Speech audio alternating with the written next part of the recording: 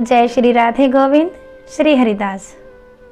आज हम एक और वीडियो लेकर आए हैं।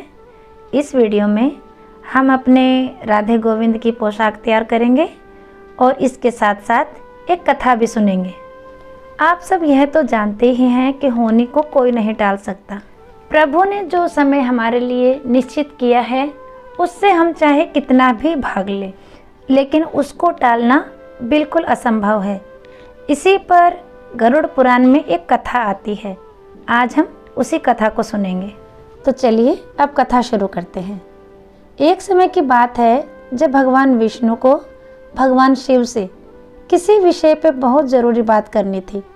तब भगवान विष्णु अपने वाहन गरुड़ के साथ कैलाश पर्वत पहुँचे और गरुड़ को द्वार पर छोड़कर खुद भगवान शिव से मिलने अंदर चले गए। और गरुड़ जी द्वार पर खड़े कैलाश पर्वत की सुंदरता को देखकर आनंदित हो रहे थे। इस कैलाश पर्वत के प्राकृतिक सौंदर्य को देखकर गरुड़ जी का मन मोहित हो गया। गरुड़ जी इस सुंदर और शानदार पर्वत को देख ही रहे थे, तभी उन्हें वहाँ एक छोटी सी और प्यारी सी चिड़िया दिखाई दी।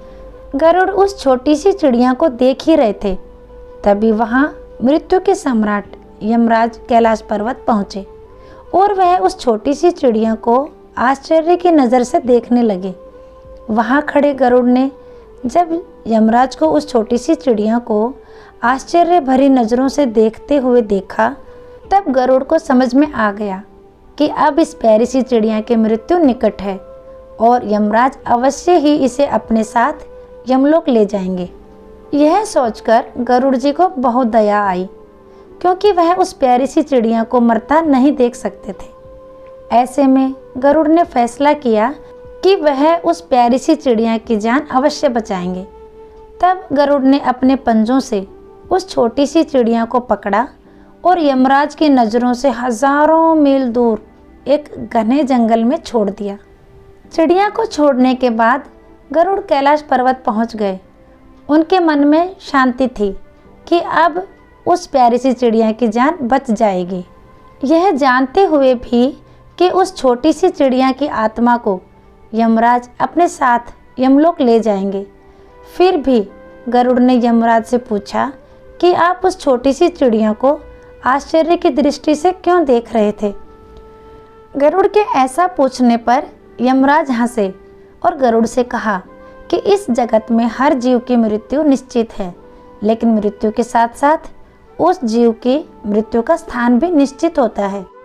अर्थात जिस चिड़िया को तुम अपने पंजों में दबाए यहाँ से हजारों मील दूर लेकर गए हो, उस चिड़िया की मृत्यु कुछ पल बाद ही उन्हीं जंगलों में एक नाग के द्वारा खा लेने से हो जाएगी।